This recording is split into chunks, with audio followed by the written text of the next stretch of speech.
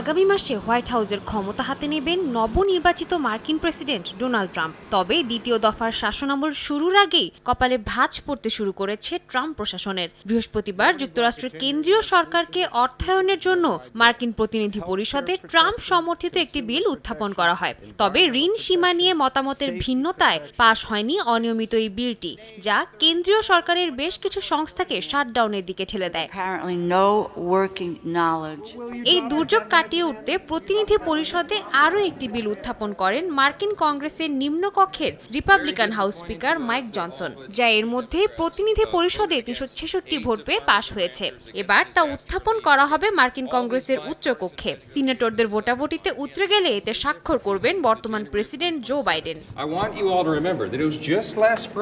নতুন এই বিলটি পার্লামেন্টে পাশ হলে আগামী বছরের মার্চ পর্যন্ত কেন্দ্রীয় সংস্থাগুলো পর্যাপ্ত তহবিল পাবে। বেতন ভাতা নিশ্চিত হবে কর্মীদের। এতে দুর্যোগ ব্যবস্থাপনা এবং কৃষি খাতের জন্যও তহবিল রাখা হয়েছে। তবে যে ঋণ সীমা নিয়ে তর্কের জেরে প্রথম বিলটি বাতিল হয়, তার কোনো উল্লেখ প্রস্তাবিত নতুন বিলে নেই।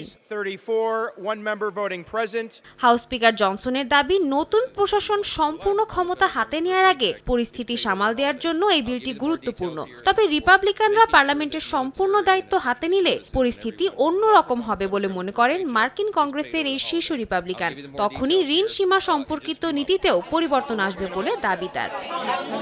সাদিয়া তাসনিম, সময় সংবাদ।